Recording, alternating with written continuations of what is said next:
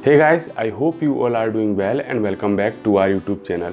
आज के इस वीडियो में हम बात करने वाले हैं कि वज़न घटाने में कितना समय लगता है या फिर कौन से वो इन्वॉल्विंग फैक्टर्स होते हैं जिनकी वजह से हमारा वेट रिडक्शन का स्पीड तय होता है, और समझेंगे कि कैसे इसको मेंटेन किया जा सकता है और क्या तरीका है जिससे हम हेल्दी वेट लॉस कर सकते हैं। सबसे पहले अगर हम बात वेट लॉस की करें तो उसके लिए आपको कैलोरिक डेफिसिट की ज़रूरत होती है।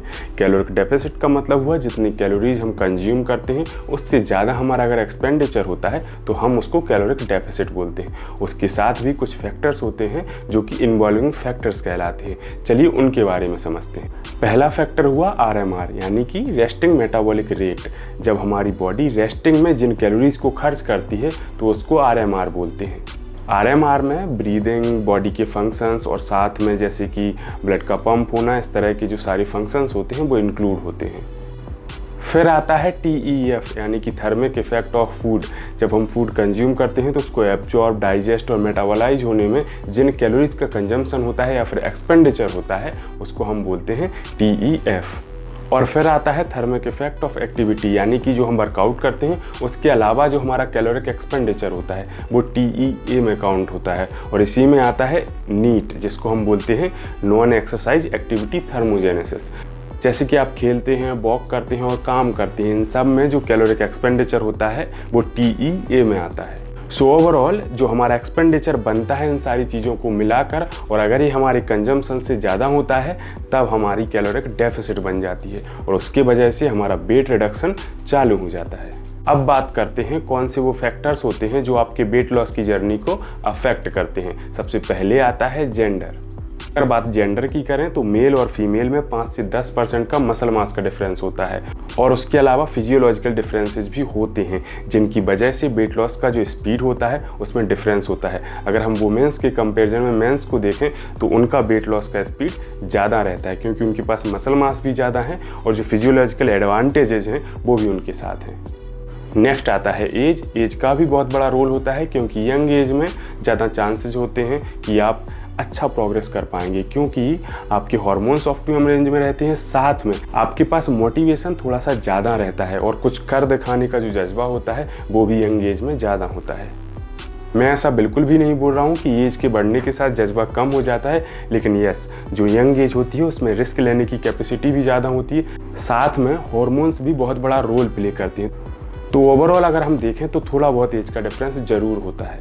नेक्स्ट पॉइंट है कि आपने कहाँ से शुरू किया है। अगर आपका वेट 100 kg है तो ऐसे चांसेस बन जाते हैं कि आपका वेट रिडक्शन का जो स्पीड होगा वो ज़्यादा होगा क्योंकि आपकी बॉडी में फैट डिपॉजिट्स ज़्यादा हैं। और वहीं हम कंपेयर करें किसी लाइट वेट वाले व्यक्ति को, यानी कि 70-80 kg आपका वेट है, तो ऐसे में आपका वेट लॉस का जो स्पीड होगा वो थोड़ा सा कम होगा और रीजन सेम रहेगा। अब नेक्स्ट पॉइंट है कैलोरिक डेफिसिट का, यानी कि आपकी कैलोरिक डेफिसिट कितनी बड़ी है। तो बहुत सारे लोग जो अपनी कैलोरिक डेफिसिट बहुत ज़्यादा कर लेते हैं, ऐसे में चांसेस बढ़ जाते हैं कि उनका वेट लॉस का स्पीड ज़्यादा होगा, और वहीं अगर आपका कैलोरिक डेफिसिट कम है तो आपके वेट लॉस का स्पीड कम होगा। तो ये भी एक इन्फ्लुएंसिंग फैक्टर होता है। अगला फैक्टर है स्लीप, जो कि बहुत बड़ा रोल प्ले करता है आपकी ओवरऑल हेल्थ को अच्छा बनाए रखने में। और साथ में जब बात वेट लॉस की आती है तो अगर आपका स्लीप पैटर्न अच्छा होगा, आपको अच्छी नींद आएगी, तो आपकी जो हार्मोन्स हैं वो ऑप्टिमम रेंज में रहेंगे। उसके साथ आप मोटिवेटेड फील करेंगे और अच्छे से किसी प्लान को फॉलो कर पाएंगे। और वहीं आपकी अगर नींद अच्छी नहीं है तो चांसेस ज़्यादा होते हैं कि आपका वेट रिडक्शन का स्पीड होगा वो कम होगा।